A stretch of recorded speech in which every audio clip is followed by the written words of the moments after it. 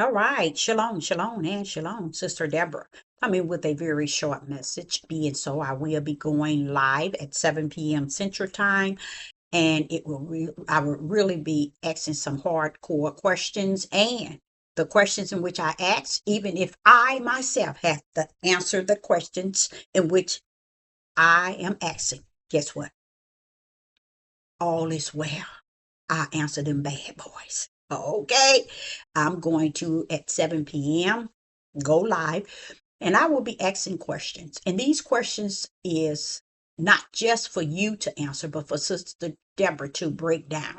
So I'm ready for not to have nobody to answer it, because I have to break it down as far as it is, not that it was, as far as it was and is. I'm going to have to break that bad boy down. So I will be going live at 7 p.m. Central, but I just want to kind of piggyback on a video that I uploaded. I think it was yesterday when I was telling you all I was in the shower, and the Father said unto me with a very quiet voice. When I say that quiet voice, it's an inner man. It's something he's speaking to your spirit. And he said, they are intimidated by you. I'm not coming again to boast on that, because it comes with a price. In case neither one of y'all recognize that. But yes, it's a price to pay. It's not you a type of person that people are intimidated by. It's a heavy, heavy, heavy, heavy, heavy, heavy price to it. Today, when I went out, I wanted to also give you all a message live on that part 2, but I couldn't get my phone, and I was ready. I was heated because the Ruach was bubbling up in me, giving me some insight in part 1. Okay, and it made me feel really good too. I wanted to go live, but my phone was acting up. So much for that. But the topic I'm about to speak about is they are intimidated by you. And again, it comes with a price. See, a lot of people want to claim that they are all these administrative positions, and they have all these purpose and duties and work of Yah with no power. I myself would never agree with that to be anything righteous. See, you can't be all that and some without that power backing you up and landing your bad butt down. Okay? And what that means, giving you spirit and truth and the light and the power that rests therein to be able to speak. I was thinking, even when I got on here, I was thinking about how I'm going to show you an example of not even using this book, but still speaking spirit and truth. I'm going to just give you a message and let you hear me speak spirit and truth without the light, without a book. That's what we need to search for. That inner man that rests in us, that teaches us all things. With a book. See? Now, this is part 2, somewhat of what I was speaking of, the Most High gave me in the shower. And he said they are intimidated by you. So I said, I forgot to even mention my experience when I was staying in Georgia is I got word from my sisters who went to the same high school that I went to. And I have older sisters that went to the same high school. And they said, when we're having not they, but all the class reunions are going to be done in the community where I went to school in elementary and in high school. We were having a class reunion, and it was for that community that we all came up in as well. And I was in Georgia, and I wanted to go so bad. I wanted to go, and you know what? I did, and I cried on the plane going back because I was so lost in something that I was not aware of. And that's what he explained to me in the shower, by the water do he speak it within me. And he said, they are intimidated by you.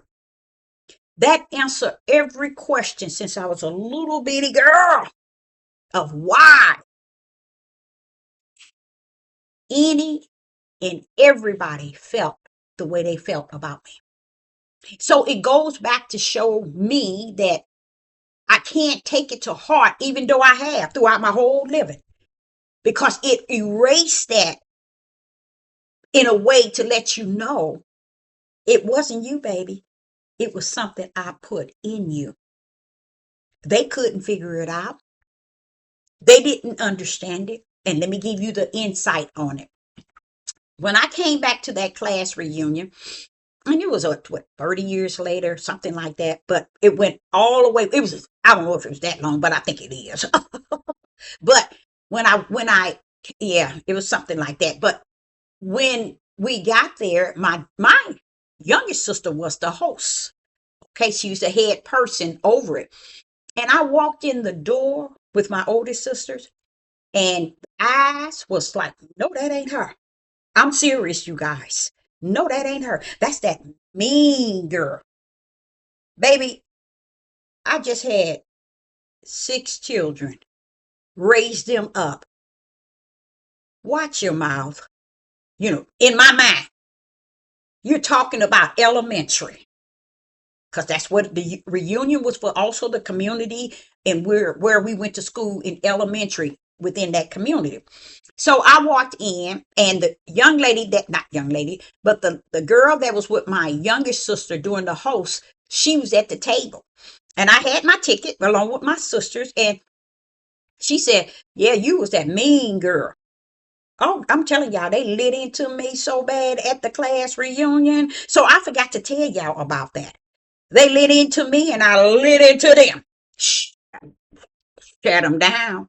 So did. But I'm tell you what I didn't do. And that's what the Ruach caught me crying on in the airport. Not in the airport, on the plane. He said, what's wrong with you? Quiet voice. I said, how is it that they see me in a way that I never, ever, ever, ever saw myself? Could I be wrong? And I'm right? Could I be wrong? And everybody else is right. He said, he asked me the question that caused me to wipe my eyes.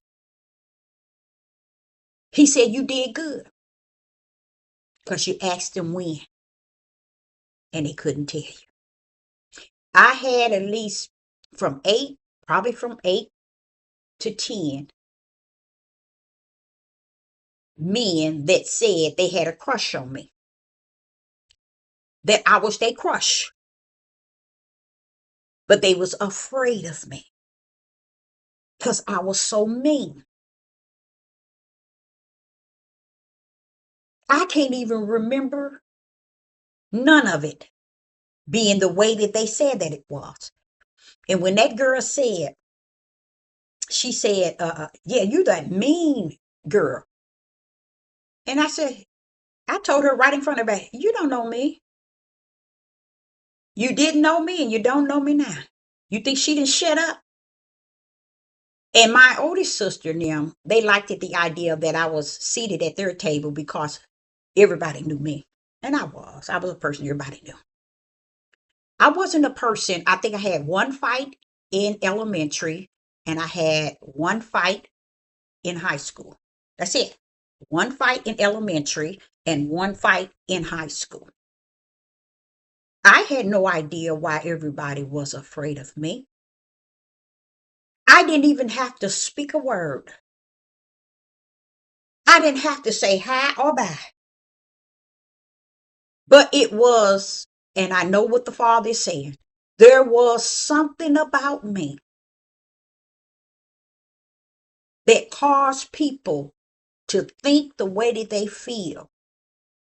And it was all right with Yah because only Yah himself knew what he had invested in me so that they could see what me in a way that they thought they seen me on the outside. Why? Because they couldn't understand what it was. How is all these guys telling me now they in their 50s and 50s, and they telling me how they had a crush on me? Oh, Deborah, I had a crush on you. And my sister and them, they liked the idea because when they come to the table where we were seated, they were all, so you did with different generations at that table. My older sister and them were older than I am. They came out way before I did, but they was just fascinated because I am the sister that the whole community knew. But you asked them, what did you know about me?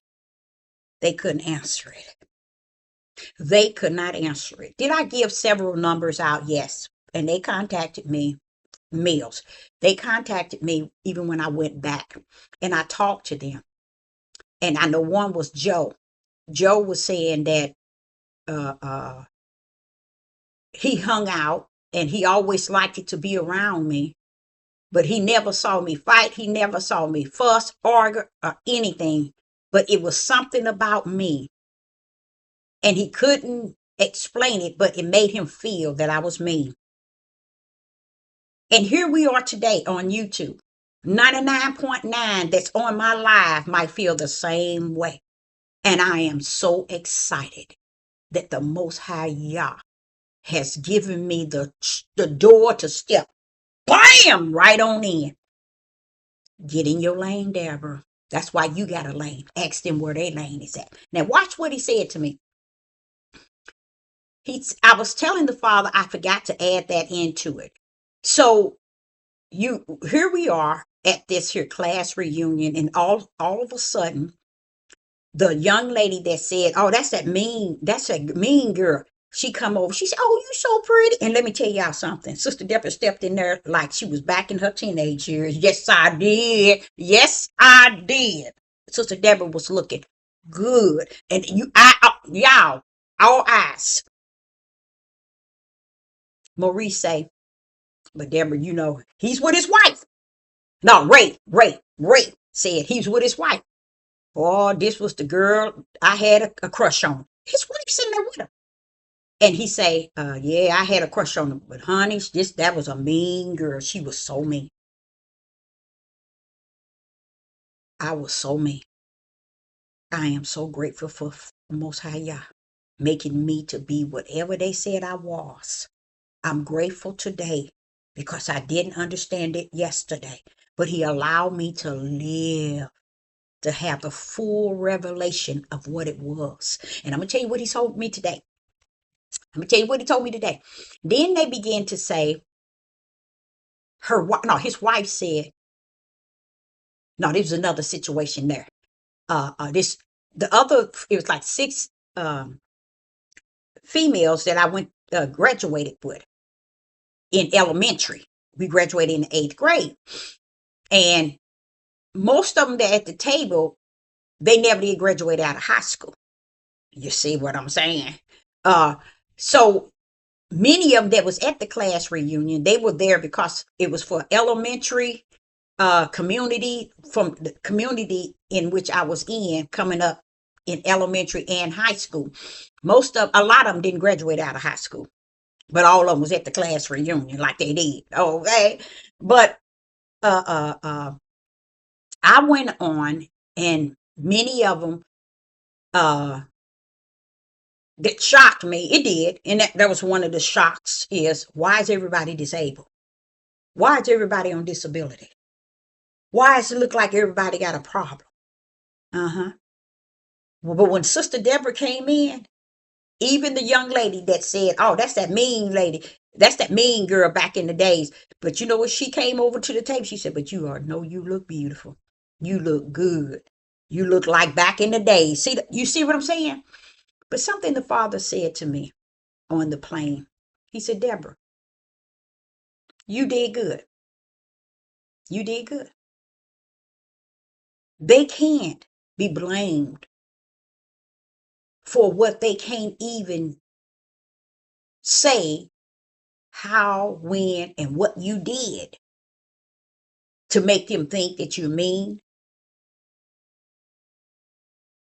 What they can't even tell you." And he began to tell me how I asked him, when? Give me one time that you saw me mean.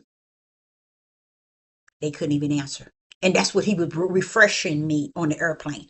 They couldn't tell you. He said, if anybody ever say that to you again in your living, tell them to give the day, or not the day, just give you some sort of time period or when they saw you be so mean. Because I did. I did ask them. And when did you see me be that mean? What did I do to make you think I was mean? And they all the guys started laughing. Oh, we don't know. You just seemed like you was mean, and we can't even tell you. We can't. I said, did you see me do anything? No, we can't. They were all laughing. They were laughing because everything that they were saying didn't match who I was. But the only thing that they had to go on is to just say she's a mean, tough, mean person, because they didn't have nothing else to go on. And if you are one that intimidate people just to be around them, they got to find a reason to justify why they are threatened, why they are scared and frightened of your presence. So when I was on that plane, I was just wiping my eyes. I said, I never would have thought, when the Spirit was breaking it down to me and said to me, but you asked him to tell you when you was mean. One said you used to fight all the time. And I said, tell your wife what time that you said that I fought. Tell her what time or when you seen me do that. And he looked at his wife and started laughing. She laughed too. They couldn't. They didn't see me fight. I only had one fight in elementary, in my whole elementary year. One fight. I mean, years. One fight in high school and one fight in elementary. Nobody ever messed with me. Nobody ever buckled up on me. Nobody ever did anything to me. Ever. But lied on me. So I'm like, when I got on that plane, the fathers began to tell me. So a couple of guys, they touched base with me when I was staying in Georgia, because we had switched phone numbers. And Joe was one. Me and him was in school together. Did he graduate? No. Most of them there didn't graduate. Most of them there been on drugs and alcohol and on disability, because they got all these imbalance. And this is what I'm saying. But when I walked in there, let me tell you, all eyes could not believe it. Because hey, you see me one way. And nope, I don't have to have on all that clown. It's just when I come in, I'm coming in looking like something. And I ain't looking like I'm my age, even though that's my age. Okay? And so, and I ain't gonna dress inappropriate. I'm gonna dress like a woman that's in control. Oh, yeah, right. So what happened? So when I got on the plane and I was crying, and I realized that you're trying to get an answer that you cannot receive. They couldn't even give you an answer to the questions that you asked them. When did you see me fight? When did you see me be mean? All they could do was laugh. So this one girl named Clarissa, she brought a friend with her, another female friend with her. Clarissa was in my same level in elementary. Clarissa never did, and Clarissa was an A student in elementary. Once she got out of elementary, I never seen her but half of the year in high school, something like half or maybe the whole year in a freshman. But after that, she got heavily into drugs. I mean, like big time. Every time you talk or turn around, she's on the corner, selling her body, or she on drugs. I would have never thought that Clarissa would be like that. But she's at the thing, and she says to her friend that she was with, girl, Deborah was terrible. Deborah was terrible. She was real terrible. She say, ma'am, her friend said, ma'am, they said the same thing about me. when I was in school. That's how everybody saw me. They said I was mean. And then she turned around to Clarissa, and said to Clarissa, what made her mean? Her friend told her, what made you say she was mean? You know what Clarissa said? When Miss Nicholson, which I remember this Miss Nicholson in the 5th grade, asked me to read, I didn't read. Miss Nicholson, which is in the 5th grade, asked me to read, and I didn't read. Her friend said, so you would say to her that she was mean and bad because the teacher asked her to read and she didn't read, but here it is, 40, somewhere in that long, a lot of years later, you telling her she was mean because she didn't read for Miss Nicholson. That lady turned right back around. She said, ma'am, they did me the same way. Everywhere I even go, they say I'm mean. Everywhere I go. She said the same thing my friend said, and it went way back in elementary. This is why her friend was asking her, and she looked at so stupid. And it's only those who got on crack, alcohol, drugs, and all of them now is on disability. And I'm like saying to myself, they ain't got nothing going for themselves. Ray was married, but his wife looked at him and said, now see, you said she mean, but you can't even tell her when and what she did to be mean. And if you say she was used to fight all the time, you can't even tell the time that you saw her fight. And Ray just bust out laughing. And I was just thinking about it, how the Father was just sharing that part with me again, refreshing. I don't know if y'all know this, but the Ruach was said to bring things back to your remembrance. And that's what he was saying. He said, when you was talking about it the other day, you didn't add that to it. And that played a great role. And it did. This is a role of how, since you were little, people were intimidated by you. You see? For no reason. Then it went back. This is what the Father did. He took me back to Yeshua. The issues that they had with Yeshua. That's what the Father told me today. Is they were intimidated by his presence. But you know what he told me? You know what the Father told me, y'all? He said, Deborah, not the time before he was born. Just that time they went after Mary for him. Not after he was born. Not just after he was born. Not just after he was a young boy or a teenager or an adult. Were they intimidated by his presence? But guess what? He said, even to today, people are intimidated by what and who he was and is. When he told me that, I'm like, so it ain't no end to it. No, it's not. So don't ever feel to go into a lane that wasn't created for you. There's a reason why you have a lane that I place you in. Because before the foundation of the world, everything that you was, everything that you is what you're going to be in the days when it's all said and done. Because I orchestrated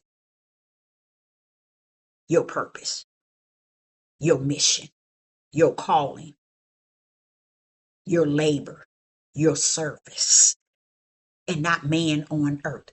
So yes, being intimidated of you, it's not a bad thing. It's a good thing. Because it shows the Father that everything he has invested in me is what's going to carry me through. In the mission, for the mission, and with the mission. Praise the mighty Yah. But when he threw me all the way off, when he said it's the same intimidated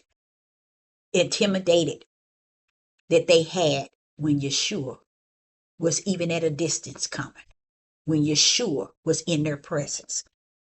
Do you think, Deborah, that they killed him because he was mean, evil, wicked, bad?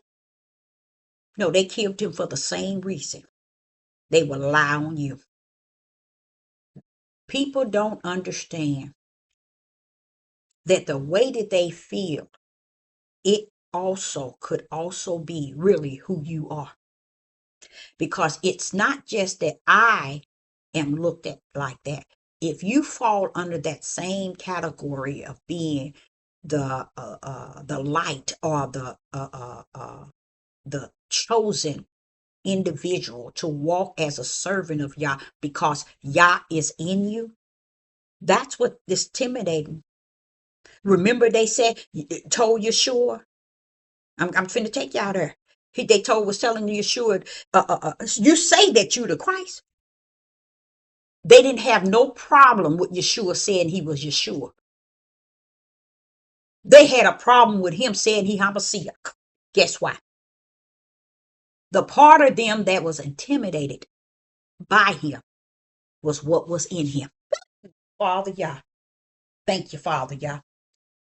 The only reason one will be intimidated by me and make me what they want me to be so they can feel comfortable in being around me and accepting me and hearing me is if they can also find just reason. Yeshua told him, wouldn't you hear when I laid hand on the sick, taught this, taught that, did miracle signs and wonders? What do you mean? It don't matter what you did, Yeshua. Yeshua. Yeshua. Yeshua. It's not you, baby. It's not Deborah, baby, but it is he that is greater in us than anything in the world. It's what makes them intimidated by you. Because there's something in you so great that all the world and them that's on the outside that don't have it would accuse you as they did Yeshua of being everything that you were not, is not, and shall never be. But they will put them labels on you, those titles on you, and you be like going in a cuckoo clock wondering, well, what is it, me or is it me? You be saying it's you.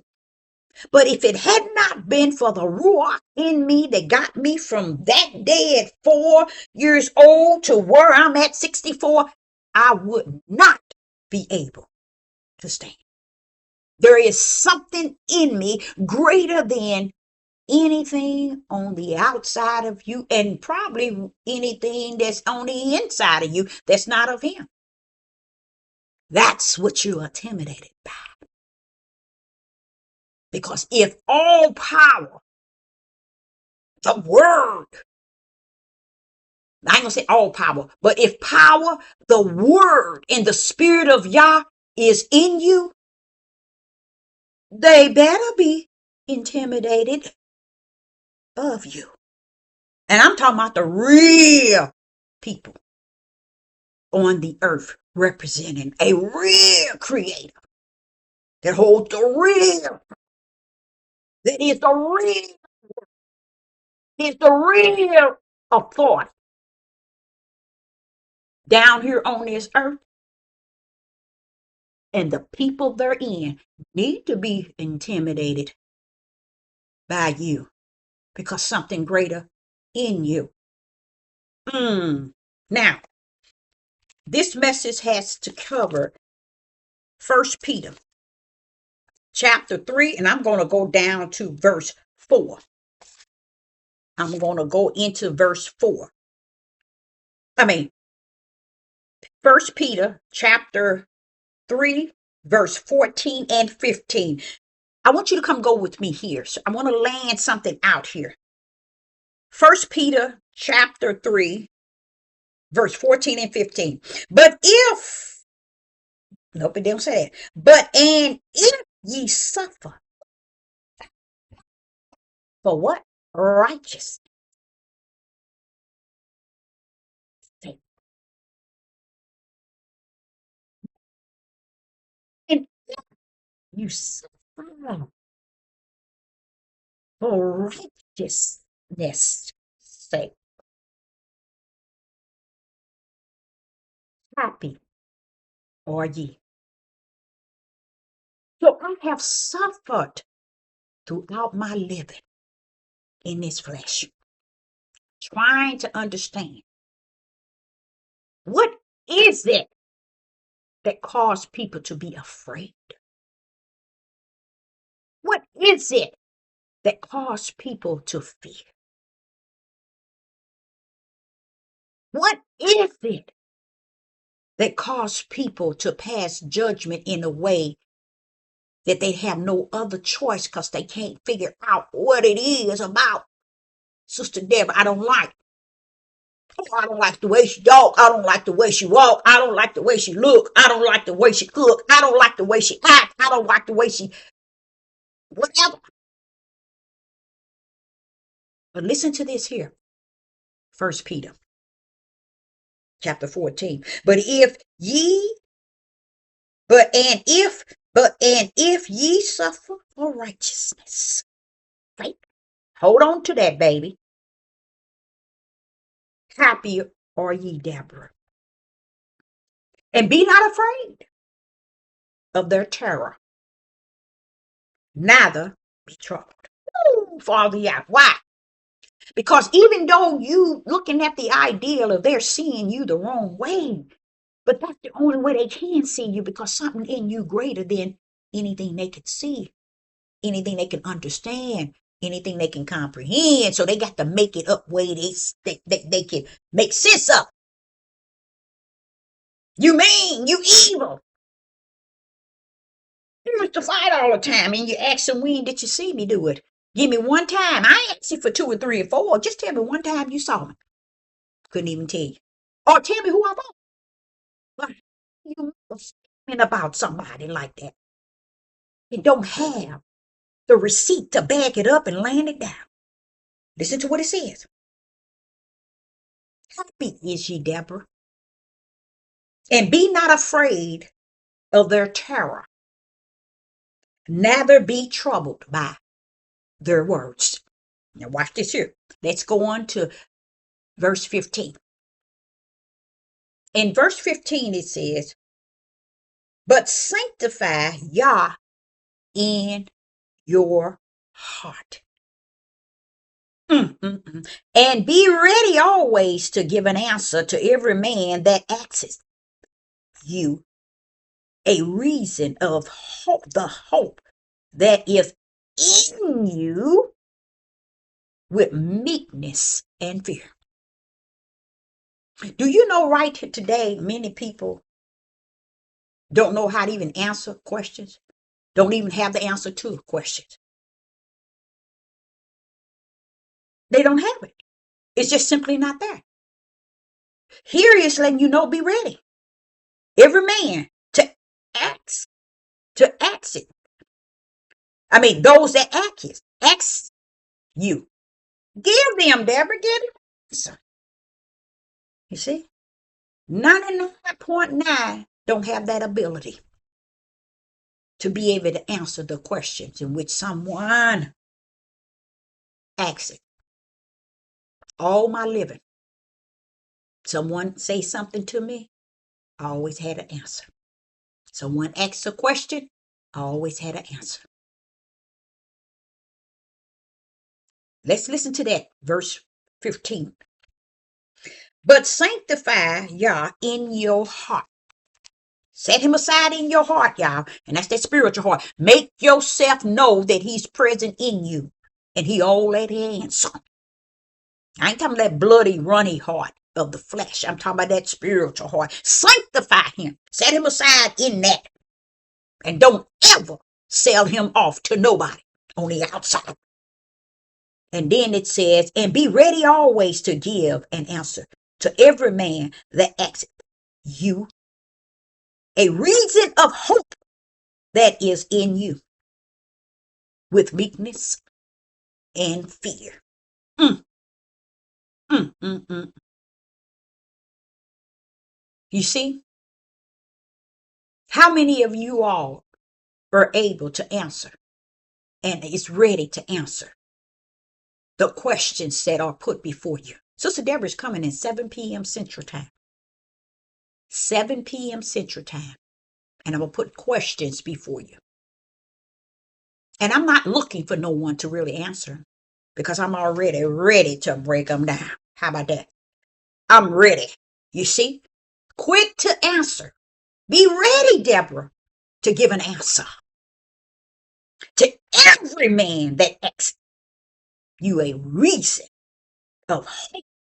That hope that's in you, that is with meekness and fear. Mm, mm, mm, mm, mm. You ask people, when if you said that I was like that in elementary, what told you that? What giving you that feeling? It's what they continue. When one hear it, the other said, the other said, and the other said, but now one has the answer. No one can answer the question. You know why? Because what they want to say is on the outside of them. That opinion of the flesh. Because they don't understand what is that on the inside of you that caused me to feel the way that I feel on the outside of you. 100% you're supposed to see something different than what's on the inside of me. That's what was happening with Yeshua. Everybody wants to say did because they could not accept. We got to kill you because we are intimidated by you because greater is he that was in him than anything on the outside. So they didn't have a problem with what was on the outside. They didn't have a problem with him saying he was Yeshua. It's when he said he was the Christ. He made what it means to be Christ, the Messiah. And here today in the year 2025, you all still don't know who Christ is. I, Sister Deborah, will be back at 7 p.m. live with my questions that I myself might have to answer. And that is all well with me because greater is in me than he that's in this world. And he is saying, be quick to give an answer to every question. Shalom and shalom.